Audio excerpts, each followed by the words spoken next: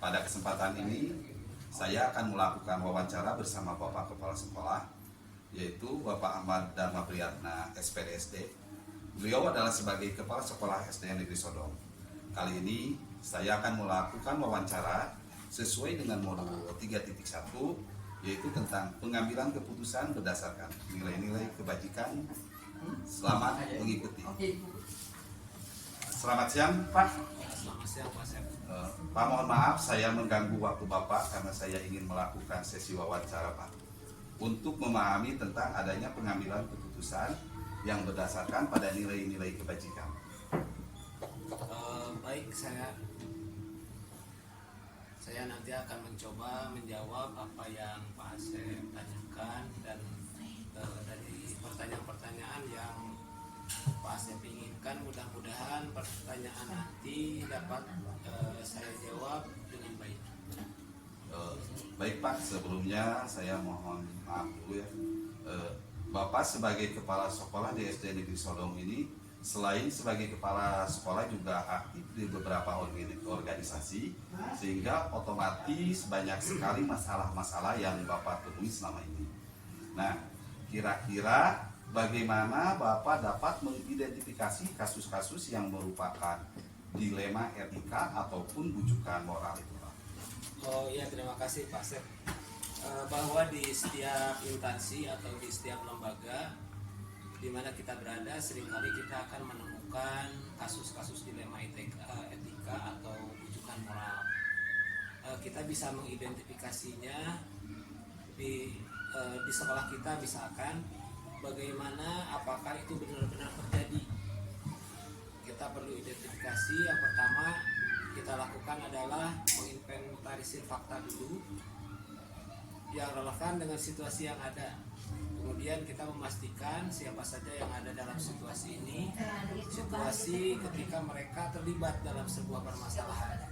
Kemudian intinya yang utama adalah kita harus mengenali adanya nilai-nilai yang bertentangan dalam situasi tersebut. Oh begitu ya Pak. Berarti banyak sekali permasalahan ya Pak, baik di lingkup sekolah maupun di luar sekolah. Karena kan Bapak juga sebagai kepala sekolah yang sudah berpengalaman dalam menangani kasus-kasus tersebut ya Pak. Nah kira-kira jika ada dua kepentingan yang sama-sama benar ataupun yang sama-sama mengandung nilai kebajikan tersebut, bagaimana Bapak dapat menjalankan pengambilan keputusan tersebut? Untuk pengambilan keputusan semacam pada masalah seperti ini, kadang kita melihatnya ada unsur kebenaran dua-duanya. Dua-duanya benar atau juga benar melawan salah. Tentu kita utamakan adalah komunikasi yang pasti. Komunikasi antara kedua kepentingan tersebut di sekolah dengan mediator atau mediasi kepala sekolah untuk memutuskan masalah tersebut. Kita berpegang pada prinsip-prinsip pengambilan keputusan, antara lain berbasis pada hasil akhir. Akan seperti apa endingnya. Kemudian berbasis berpusat pada anak, juga pada peraturan yang ada. Kemudian juga pada rasa peduli. Jadi langkah-langkah yang perlu kita ambil itu seperti tadi. Kita tidak bisa hanya berdasarkan aturan tanpa memperhatikan hal-hal yang sifatnya manusiawinya. Oh baik Pak. Jadi pada intinya kita perlu adanya komunikasi yang baik. Ya. Kemudian melalui mediator juga ya Pak, yang juga kita harus berpegang teguh pada prinsip-prinsip dalam pengambilan keputusan. Nah, kemudian kira-kira langkah-langkah atau prosedur seperti apa ya Pak yang biasa dilakukan selama ini? Selama ini kita di sekolah langkah-langkah yang dilaksanakan, diantaranya sebelum mengambil keputusan itu tentu keputusan yang diharapkan adalah keputusan yang terbaik untuk semua pihak. Yang pertama, kita mengidentifikasi kasus yang ada.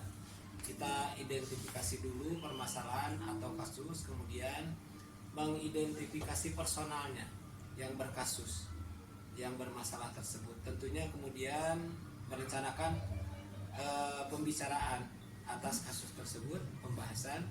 Setelah itu mengelola pemecahan kasus pada rapat intern guru dan di lingkungan sekolah. Misalnya kalau kita rapat intern di sekolah bersama dengan komite, pengambilan keputusan akhir permasalahan ini menjadi keputusan hasil rapatan. Jadi yang terakhir hasil yang kita dapatkan adalah pengambilan keputusan hasil musyawarah mufakat bersama. Oh baik Pak, berarti melalui identifikasi kasus tersebut bagaimana cara menyelesaikan, mengelola atau membicarakan di dalam satu rapat untuk kemudian diambil keputusan yang terbaik. Nah, kira-kira nih hal apa saja yang selama ini dianggap paling efektif dalam pengambilan keputusan tersebut? Dalam pengambilan keputusan di kasus dilema etika, yang pertama kepala sekolah harus menganggap semua warga sekolah memiliki integritas dan loyalitas yang tinggi terhadap pimpinan. Jadi kita tidak membeda-bedakan. Kemudian lingkungan kerja, warga sekolah atau semua guru atau warga sekolah yang lain memiliki integritas, loyalitas terhadap pimpinan serta lingkungan tempat mereka bekerja. Kemudian yang perlu kita lihat adalah bahwa perbedaan pandangan atau pendapat terhadap segala sesuatu itu diyakini akan bermuara pada keinginan bersama untuk memecahkan permasalahan. Yang efektif dalam pengambilan keputusan ini, sekolah tentunya memiliki semangat kebersamaan yang tinggi. Artinya mereka hanya pandangan atau pendapat terhadap segala sesuatu itu diyakini akan bermuara pada keinginan bersama untuk memecahkan permasalahan. Yang efektif dalam pengambilan keputusan ini, sekolah tentunya memiliki semangat kebersamaan yang tinggi. Artinya mereka hanya punya keinginan untuk meningkatkan kinerja sekolah atau instansi di mana dia berada. Hal ini menjadi modal bagi sekolah untuk mengambil keputusan secara baik. Baik Pak, jadi intinya yang paling efektif itu kan sekolah memiliki sumber daya manusia yang loyal, kemudian memiliki integritas terhadap pimpinan yang betul-betul seperti itu untuk mencapai tujuan bersama. Ketika kita menghadapi suatu kasus-kasus itu ya Pak, ya selama ini kan memiliki tantangan ya Pak. Kira-kira nih hal apa saja yang menjadi tantangan dalam mengambil keputusan pada kasus-kasus yang terkait dengan dilema etika itu, tantangannya apa saja Pak? Ya begini, untuk tantangan sebetulnya dimanapun kita berada pasti yang namanya tantangan akan muncul. Akan tetapi bagaimana kita memandangnya, memandang tantangan itu seperti apa. Hal yang seringkali muncul menjadi tantangan saya sebagai kepala sekolah ketika pengambilan keputusan ini merasa sulit. Tentu akan ada hal-hal yang menyebabkannya, misalnya ketidaksamaan pandangan bersikap terhadap sesuatu kasus sehingga pengambilan keputusan menjadi tertunda. Jadi berbeda sikap pandangan terhadap hal tersebut menjadikan kita tertunda untuk memutuskan permasalahan ini. Kemudian yang lainnya adalah regulasi atau peraturan yang berlaku. Ada kalanya menjadi kendala. Sementara kita memutuskan ini yang terbaik, sementara menurut aturan itu tidak sesuai dengan aturan. Dan sepertinya itu yang menjadi tantangannya Pak Sep. Oh, ya betul Pak. Dengan peraturan yang berlaku seringkali juga menghambat dalam menyelesaikan masalah. Ketika ada permasalahan, apakah Bapak langsung diselesaikan di tempat atau dijadwalkan terlebih dahulu? Itu tergantung dari permasalahan yang kita temui, sifatnya situasional atau insidental. Kalau penjadwalan kita kan tidak tahu pada hari apa atau kapan kita akan mendapatkan masalah. Yang jelas kita membuat program kegiatan untuk menangani hal-hal tersebut. Untuk penjadwalan tidak dilakukan secara khusus, artinya kita tidak membuat jadwal tertentu. Hanya kita memberikan ruang waktu pada saat ada kasus dilema etika ini muncul, bagaimana satu masalah itu kita hadapi. Jadi kita sikapi secara fleksibel tatkala kasus itu ada. Demikian Mas. Jadi sifatnya berarti situasional ya Pak. Ya. Berarti tergantung kasusnya. Ya. Misalnya menyangkut dengan murid. Tapi apabila kasus tersebut bisa ditunda atau bisa diberikan ruang dan waktu sendiri gitu ya Pak. Nah, kira-kira ada seseorang atau faktor-faktor apa yang selama ini mempermudah atau membantu Bapak dalam menyelesaikan masalah?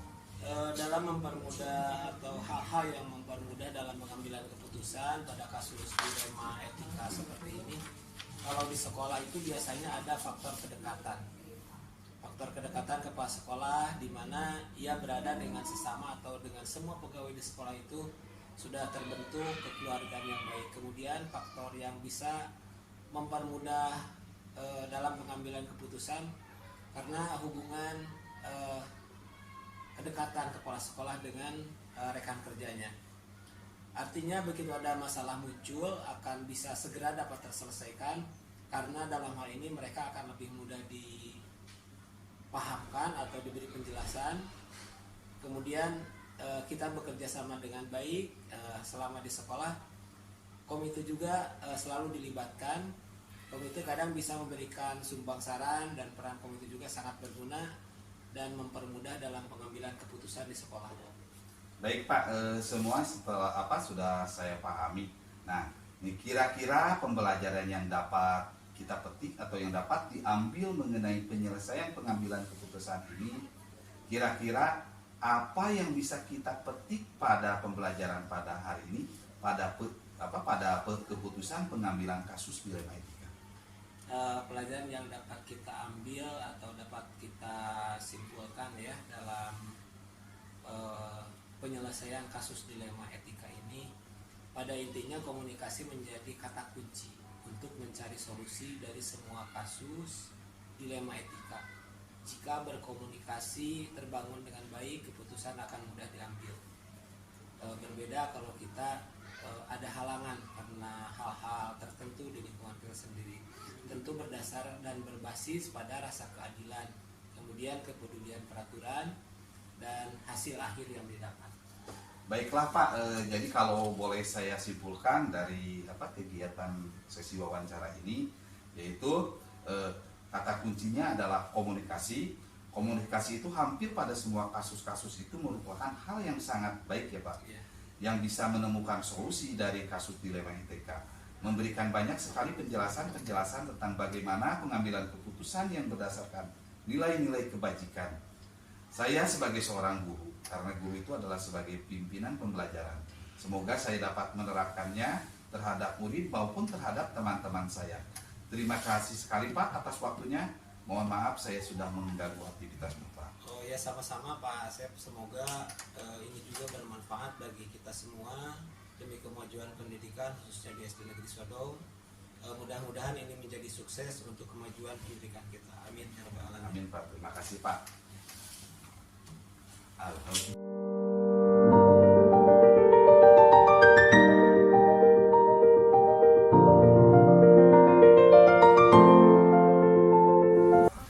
Selamat siang Pak.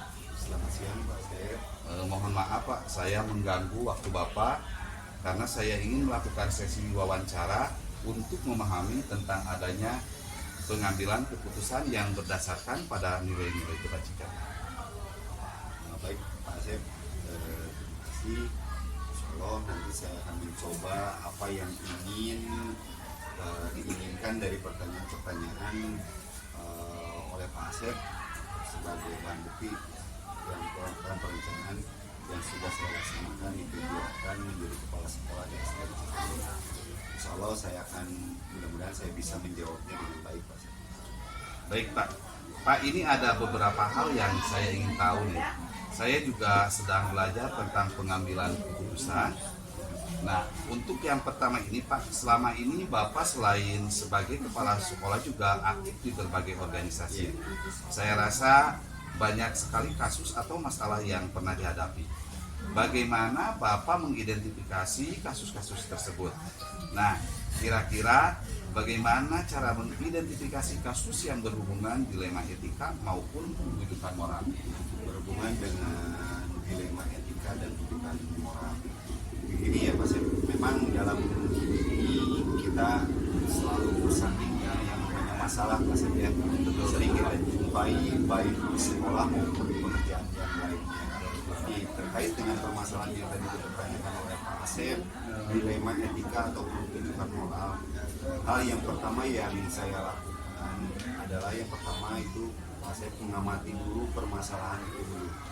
Kemudian setelah mengamati, saya mencoba mengumpulkan informasi yang faktual dan otentik dari permasalahan tersebut, dan selanjutnya hal tersebut saya gunakan untuk menentukan keputusan, menentukan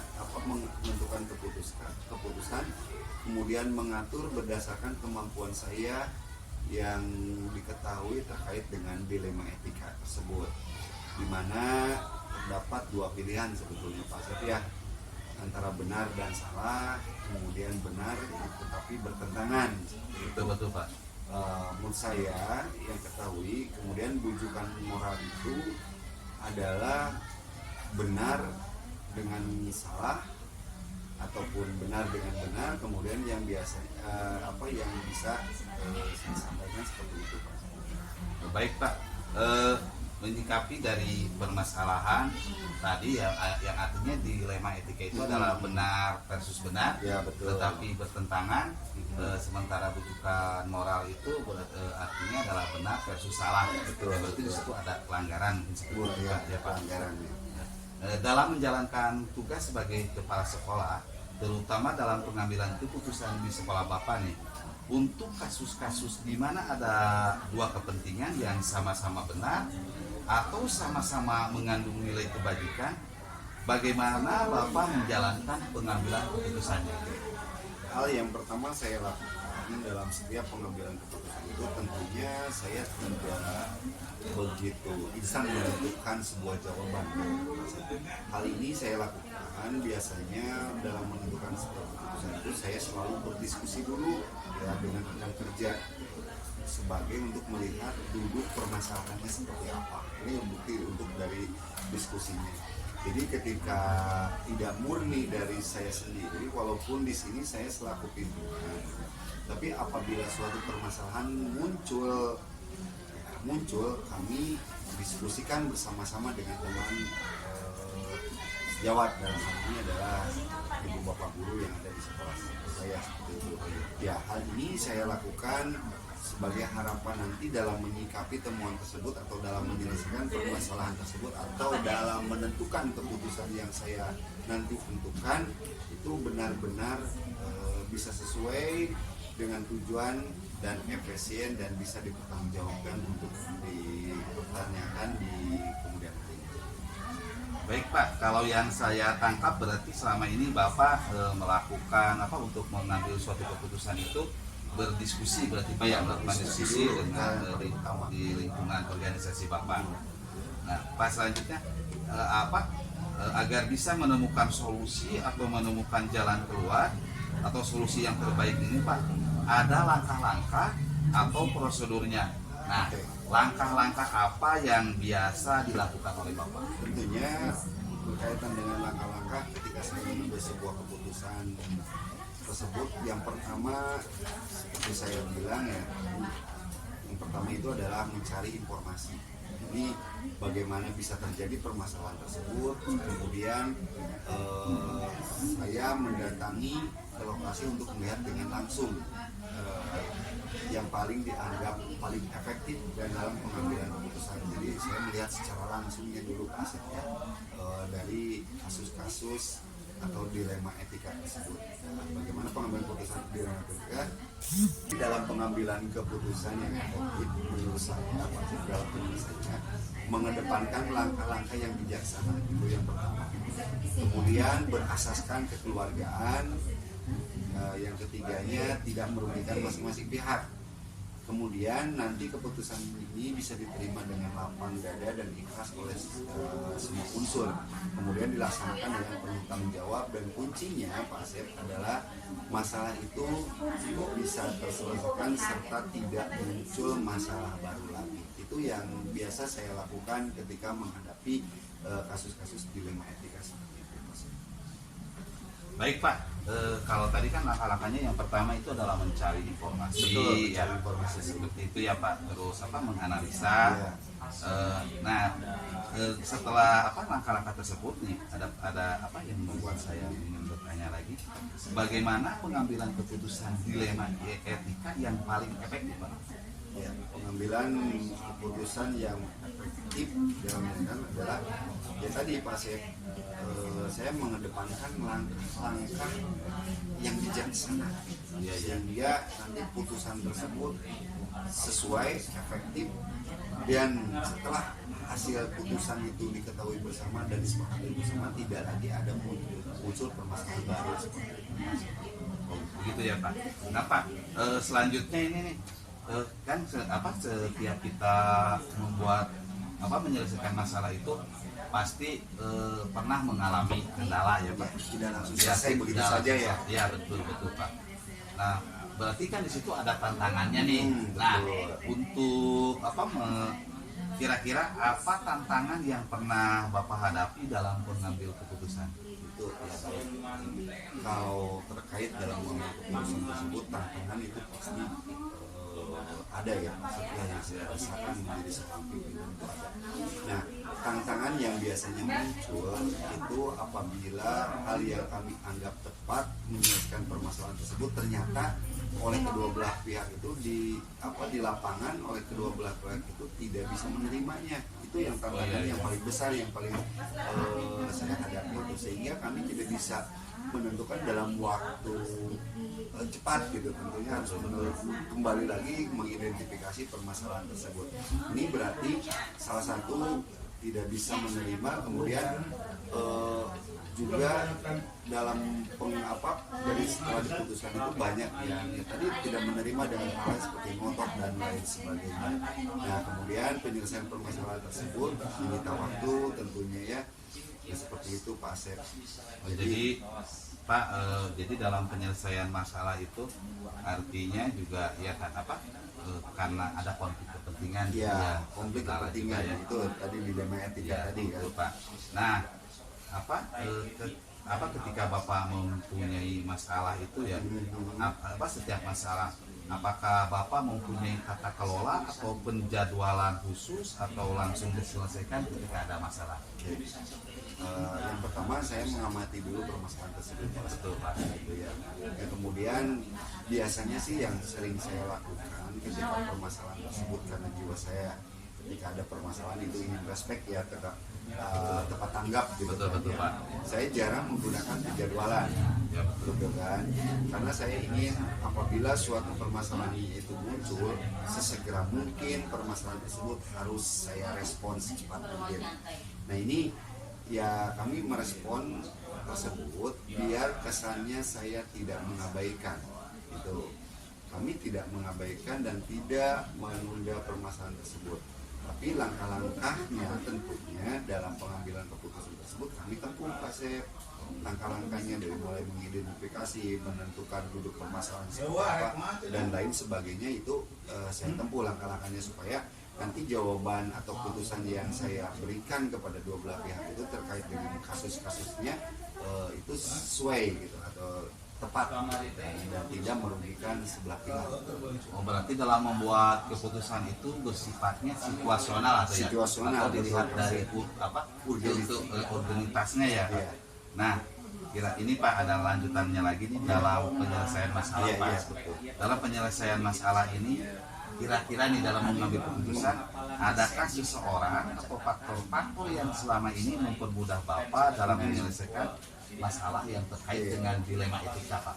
Ya, baik terkaitan orang lain dalam membantu saya dalam memecahkan permasalahan tentunya ya hasil dari diskusi rekan-rekan sejawat. Karena ini saya kan di kasus tersebut biasanya kan kalau dalam lembaga saya walaupun pimpinan tentunya ada rekan gitu kan, ada rekan dari sudut dan lainnya tentunya hasil diskusi seperti itu. Jadi saya membuka bantuan kepada rekan sebagai untuk mengumpulkan bukti dan lain sebagainya.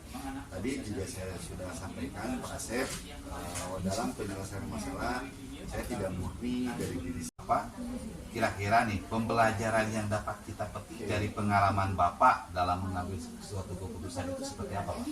Tentunya Pak Asep banyak hal yang saya petik dari setiap permasalahan yang saya selesaikan dan saya putuskan. Satu, bagi saya seorang pimpinan dalam pendewasaan Pak Asep. Yang kedua, kejelian seorang pemimpin dalam menentukan meletakkan sebuah permasalahan itu. Yang ketiganya, bagaimana seorang pemimpin itu bisa memutuskan satu sama lain bisa diterima, artinya tepat gitu. Jadi terkait dengan pengambilan keputusan ini, saya banyak hal yang seperti saya tadi katakan, makna ataupun manfaat dari setiap pemimpin. Yang pertama, saya bisa bekerja sama dengan unsur-unsur terkait dalam menyelesaikan permasalahan tersebut. Salah satunya, saya dengan banyak masalah saya sering berdiskusi, jadi secara tidak langsung itu membangun emosional dengan rekan-rekan Seperti itu, Pak, ya? Seperti itu. Baik, Pak, dari ungkapan Bapak tadi nih, saya bisa mengambil pembelajarannya. Dan pelajaran untuk saya terapkan sendiri untuk murid saya di Betul. depannya ya. Karena kan kita tidak mungkin saya tidak memiliki masalah dengan murid. Maka sebagai guru saya belajar dari yang Bapak ungkapkan tadi, bahwasannya dalam penyelesaian masalah perlu komunikasi yang baik, Betul. lalu menjalin hubungan kerjasama dengan pihak-pihak terkait atau berkolaborasi ya, agar kita sedini mungkin bisa menangani kasus-kasus ini kasus-kasus tersebut. Ini sangat bermanfaat sekali untuk saya, Pak, karena saya juga harus bisa menerapkan antara teori yang telah saya dapatkan dari belajar dari calon guru penggerak ini dengan kenyataan di lapangan. Betul. Mungkin seperti itu, Pak ya. Ya.